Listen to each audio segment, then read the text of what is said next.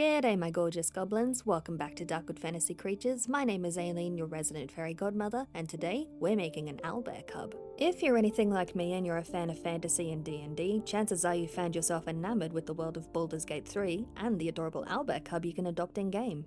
So let's make our own, and this one won't be so easily spooked by your companions. What a delectable little pet. No! Run! Oh, now look. You've scared off the little snack. Thank you, Astarian. Starting off with my usual tinfoil base, I sculpt up the head using soft cosplay sculpt. I've had a lot of people ask me how I get mine so smooth when theirs is dry and seemingly crumbly straight out of the packet, and my answer is you need to condition it before using it. That means kneading it, smushing it, squishing it, or if you're like me and you just don't have the time or energy, just use a pasta roller, it'll still get you the results you want faster. I took some creative liberties when it came to the cub's facial structure. While the one in game is most likely based on a horned owl if his mum's face is anything to go by, sorry for killing you ma'am, my little guy is sort of a mixed batch when it comes to different owl types. But I mainly took inspiration from barn owls with the bridge of his nose, while the rest of his face was mainly based on owls like the mopoke and horned owls. And here's a fun tip to get symmetrical eyes. All you need is a sheet of baking paper and a needle or something sharp and pointy. Simply lay the baking paper over the eye socket and poke around where the hole is to mark out the shape, then cut it out and lay it on the other side of the face where it looks even. Then simply poke around it to mark out the shape, then carve it out.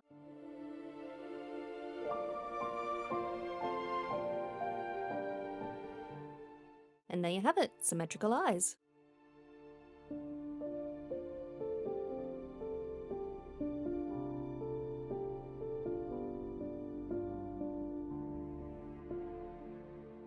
You may have noticed I've already started detail sculpting some parts of the face despite the base sculpt not being complete yet, and the simple answer is, my projects are never straightforward.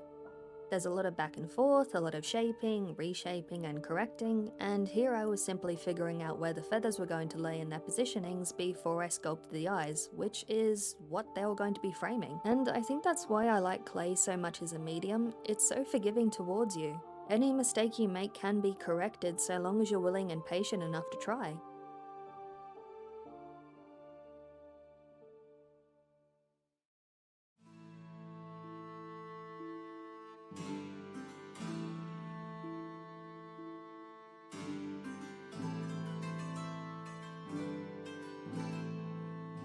And now that they're all baked, we can move on to painting. I'll have a tutorial for the feet available soon on my Patreon, but I'm going to wait until I have a nice array of content to share there. I want to make sure it's the best I can possibly provide to make it worth your time.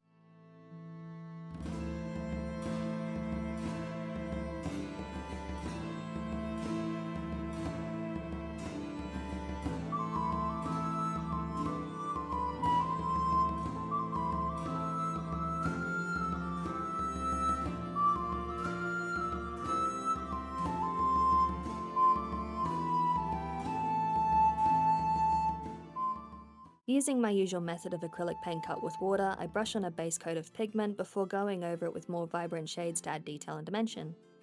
I never realized how much I missed painting yellow eyes. I used to do it all the time. I think I need to get back into it.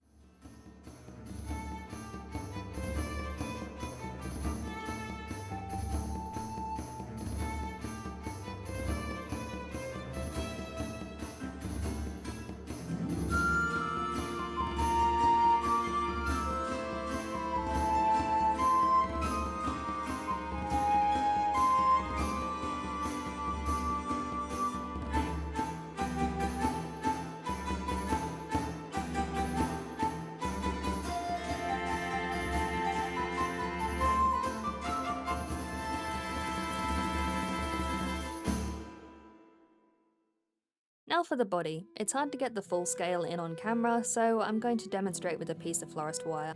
Take a length of wire and fold it in half, then twist it to shape the neck. Then once you're happy with the length of the neck, take the two loose ends and fold them at the length you want the front legs to be. Then simply twist both until the loose ends meet back at the base of the neck. Then simply take the two loose ends and twist them together to make the torso, and finally repeat what you did for the front legs for the back legs. Now simply pose them as desired, and you can add a tail if you'd like to.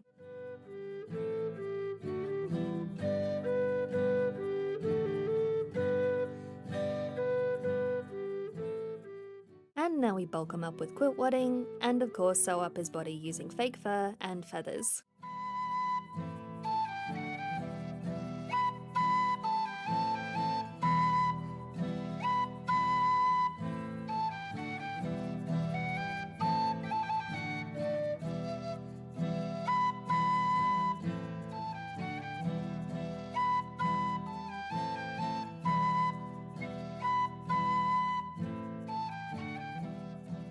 I'll have tutorials available on pattern making on my Patreon once it's live, but this is essentially what they look like from the inside out.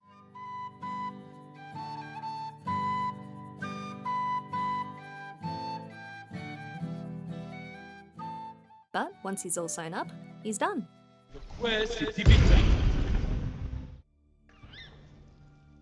Everyone, say hello to Chip, the owlbear cub.